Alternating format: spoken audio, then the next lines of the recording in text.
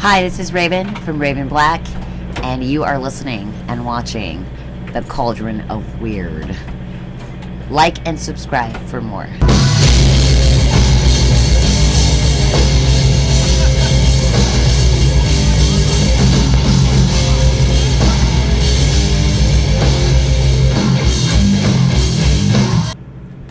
Greetings, Cauldron of Weird. Welcome back. We have another special interview for you today. We have Raven Black, who is on tour with Devildriver and Jinjer, ready to tear shit up tonight at the Alrosa Villa.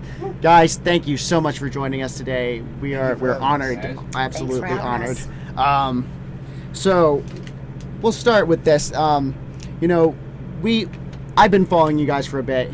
And one thing that you guys have made very clear is that your music is a lot about giving back to your fans. You're a very passionate fan base. How has that affected the band in terms of writing and music and videos, even for that matter?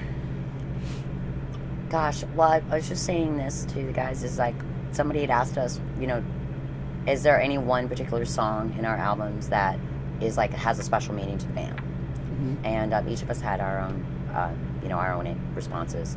But my response was, we write for ourselves, and me writing lyrics, I write about things that are from our perspective, or my perspective, but I always leave this big door, metaphorically or in irony or any kind of an emotional door for people to put their own personal lives into it and relate to it in some level, so that it helps them.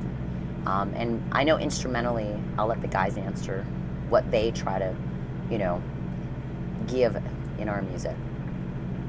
Sure. What do you guys think about that? What do you think what giving back to your fans, what does that do for you guys in terms of your writing style? It's very rewarding. I think when we play live, especially, we're all looking to interact with the audience. And, it also influences how we deliver our show as well. Sure. So it's rewarding because it's a real-time interpretation of people enjoying our music if they are, and singing our songs to us or screaming the songs to us, and it's a surreal feeling. It feels really good. I can imagine. I've been in a few bands and no one knew our lyrics, so that was, I'm sure that must be really good when people actually start picking that up. But, when it's picking up new fans, that actually is something we did want to talk about, because we saw you guys play South by Southwest last year. That's a very unique and interesting festival, especially for a band like your guys is to be performing in. Yeah, exactly. There's pop. We all and hip-hop. sat in the backstage, and we played after like a jazz band. A jazz band, like a jazz bluesy lounge band. It was kind of like really unique. We were scared. We were sitting there going, "How the hell are they gonna take us?" So how was it though? That's They actually were running around the block to fill up in front of the stage. Really? We started playing and people were running up the street and around the corner and filling in. Because it was gated. Yeah, they asked us to headline last year. Yeah, that's personally that's the story I remember. Texas Rock Fest. Yeah. So conjunction with South by Southwest. Correct. We were right by 6th Street, right in the heart of all of it. They had these two big outdoor stages, so it was, essentially part of the whole thing. And we felt nervous at first, like they're gonna. Everyone's just gonna disappear. South by Southwest isn't our scene. Well, So. it used to be rock and metal, but now it's so much hip hop and country. I don't know. So when we saw the audience before us was hip hop, pop country, and we were like, man, that we're like the only metal band here. Like, this is crazy. Well, here, adding to that, here's also the thing that when we were going on stage, we were talking among us, and we're like, dude, we're not gonna have anybody on the audience. Out there. And when we No went one's on song one, there was nobody, and as soon as I remembered and I recalled for the last song, we had a full audience. Well, yeah, awesome, Rockfest though. actually told us that because we played Saturday night at 10 p.m. and that was their last night there. They said that the entire week, their entire staff and crew said we had the largest crowd and the best show of the entire week. So that made us feel really happy that we were able to accomplish that because we were scared. Yeah. I mean, truly, like you said, unique festival. I couldn't have imagined like being on that stage with some of those acts. I mean, Yeah. especially going after a jazz band. Is this your guys' first time in Columbus? Or- In Columbus, yes. So Yeah, welcome to our fine city. Maybe not this part, but welcome. No, So cool. we wanted to talk. You guys have played some pretty significant venues. We know you've played the Viper Room. We know you've played some pretty crazy places. Yep. What's it like playing a place like the Alrosa Villa, though? Because this place is known for its notorious nature of the place that Dimebag was killed at, Oh, and that was something that we actually broke that was to. here. I was That actually, was that was here. That was here. Oh, I didn't she's know. they jumped the fence like in the smoking section and got to him.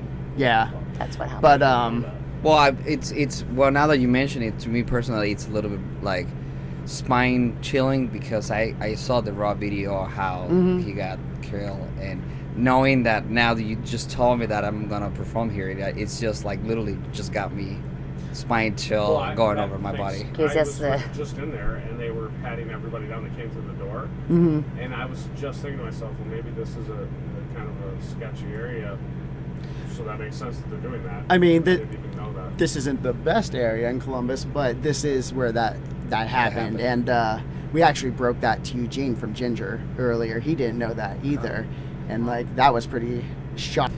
So jumping back into this after that fun happened, we noticed that you have toured with, or at least performed in the same shows as some pretty significant acts: Killswitch Engage, Attila, Five Finger, Rammstein. Some pretty, well, at least one of those is pretty legendary. Yes. What have some things you learned from playing shows with them versus like being on this tour with like Devildriver and Jinjer, and how's that made you grow as musicians? Well, at the big festivals that we play with, like Rammstein or Ghost or something like that, we don't get to really interact with the big bands to that degree. When we're touring, like as a support band for like Devildriver or Mushroomhead, we toured with Psycho Stick. Psycho Stick. Yeah, it's Yes. a lot more personal. We're with each other every day on tour. We're setting up together, so there's a lot of like hanging out, talking, getting to know each other. So it is different, but like the one thing I would say for me is just seeing the production and the how hard the crew works and the production that goes into preparing for a show is what I've learned most about with working with bigger bands. Yeah. You guys? I would say the biggest thing was be on time. For Yeah. and be on time and play your set for as long as you're supposed to. Don't go over. That kind of simple stuff that you just should do. Being like professional. attention to detail. When you're on these tours with bigger bands, you got to be spot on. Especially the time part. We've all seen that video of when Green Day got cut off. No bueno. Green Day got cut off. See? Wait, that's not the video where he burns his drum set, is it? No, he got told they had 2 minutes left, and he like smashed his guitar through it into the crowd. Oh, went yeah. off on the guy running. It was like iHeart Music Festival or something like okay. that. Wow. Yeah, Oh, I have seen that. yeah, it's like he says. You do learn that. Yeah. Doesn't matter who you are. You better be on time. Yeah, but that's essentially it. I mean, when everyone's on the same page, everything goes smooth. Yeah. Yeah, that's essentially it. So just like my hockey coaches taught me, be on time. Yeah. Early is on time is late. So Pretty how's much. does that work with especially with like your visual aesthetic and your stage presence, because obviously it takes a lot of work to put the image together. I mean, that's important to you for a show. I mean, what's the biggest reason that you go with this kind of dark carnival look about you? Well, if you know, we have a comic book. Yes.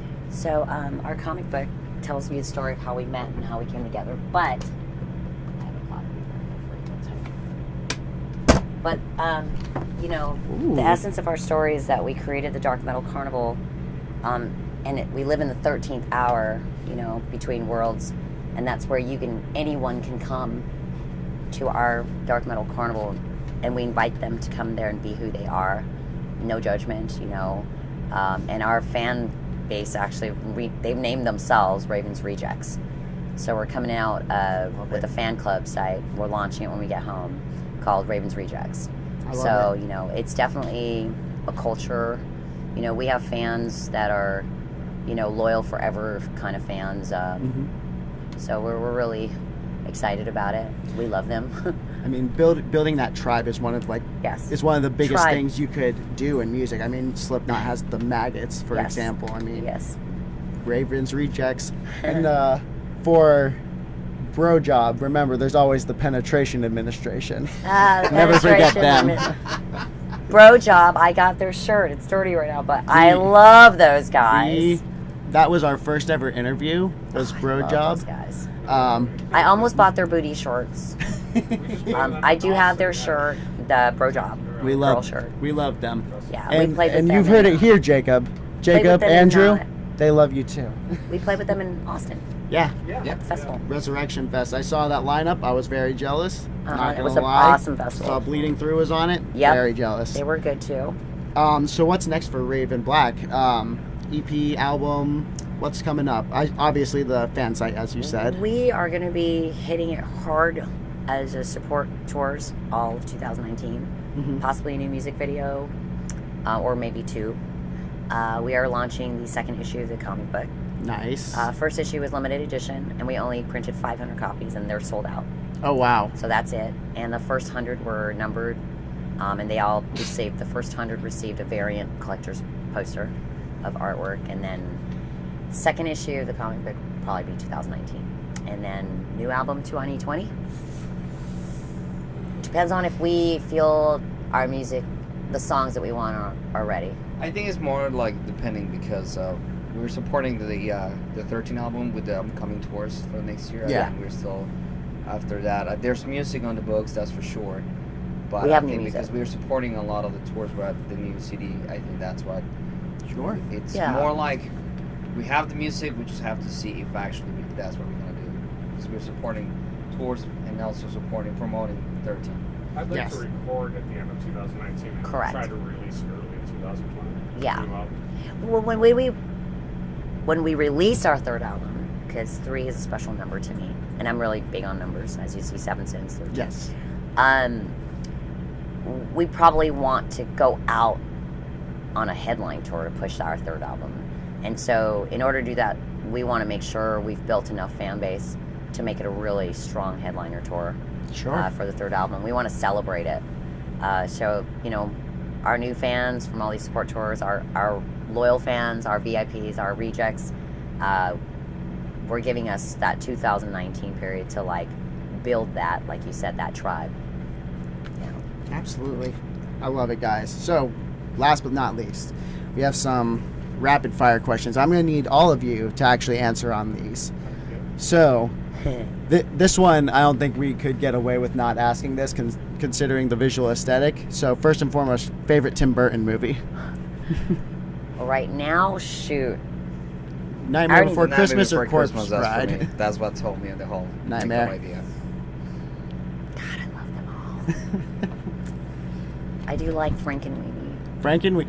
Because I'm surprised I am, by like, that. insanely attached to animals. Okay. So, and puppies and specifically, and cats. Dogs and cats. I'm like the crazy cat lady. How about you guys? I just saw, what is it, Nightmare Before Christmas for the first time, like, Really? maybe 6 I know. months ago. Well, we made him Yeah, do it but- because if not, we would hire a new guitarist. Yeah. We all said, Yeah. and so he I've had a never budget. seen it. It's so good. I watched it. It was good. It was cool. Classic. I think 9. Really? Yeah, he likes 9. I like That's a good one. So, I don't know if any of you are gamers or not, but PlayStation or Xbox? PlayStation. Yes. PlayStation. Yes. PlayStation. I'm a PlayStation guy myself. Favorite go-to drink, alcoholic or non-alcoholic? Coffee. Mountain Dew. Don't lie. Don't lie. Coffee. Lying. That depends. That depends. Coffee with All right, whiskey. this is like a two-part answer. Like, Is it morning or night? yeah, that's exactly. Yeah. Mornings I go to coffee. Yeah. Right before stage, a little bit of whiskey. That's Coffee and whiskey. Yeah. You know, get feeling good and buzz. Energy and a buzz. I'm not a big drinker, so probably just like water or something. That's so full of shit. That's the biggest lie of the year. I'm gonna make a T-shirt for us, Yeah. Doctor. Just water. Does Doctor drinks water I'm a good boy on only? this tour. This tour. Yeah. Keywords. Tour. Just this. Yeah. So, Well, wait. Let me just give you this until the next time we talk. The bear. the bear. That's it. Next time you get to ask me what that means. Okay. Don't do it. I'm gonna. We'll disclose that next tour. We'll disclose it next week. We'll da- introduce you We'll to the see if bear. Well, Bear damn! I comes to the have to next go one. now. The bear may or may not be with us on the next tour. We're actually gonna get a bear crossing. All right. This one is of the utmost importance, and we need honest answers here. Pineapple on pizza, yay or nay? Oh fuck yeah, dude, bro! Really, I love that. Dude. What? Oh yeah, Fuck that. My guy. No. you guys are weirdos. No, Fuck that. I'll eat it if it's there. Jalapenos. Yeah, Yes. right. I do like that. That's what they call it. They All have right. wine. So Bryant wins this round. He lost the round with Jinjer. Oh yeah, they like pineapple. Well, Eugene does. Oh. He does. So he's my guy. Oh. And last but not least, we have a running gag with this channel about birds and a store we're going to create called Bird Bath and Beyond. So we need to know your favorite bird. The channel bird is the satanic nightjar. It's awesome and it looks like a dragon. That's cool. It's pretty dope. My favorite bird is a phoenix. Phoenix? Yes. I have it on my body, like full on, Ooh. all the way up to. You got a bird? Does it has to be real or it has to be mystical? Bird. That is- It can be either one. Just as say long as it's a pigeon. bird. Big pigeon feeder. I would say crows. I like that. Crows? It's funny because I have a story around that because there's back home in LA. Mhm. Me and my wife we were walking once and there was this weird gathering across and all of a sudden in one parking spot and it seemed to me like they were doing the plan for the day and all of a sudden it broke out. So it's just they They're have a having a meeting. meeting. It was Crows are weird to very me. intelligent They're very- birds. Yeah. Well, they're scavengers. Yeah, that's very They're intelligent. like, you got the north corner, you got the south corner, we're good. Let's go. Yeah. So you It's two like- handle the park. Yeah. Yeah, we're On like, it. we're fucking things up today, boys, so let's do this. Jesus. Hawk. Hawk? Bald eagle. America.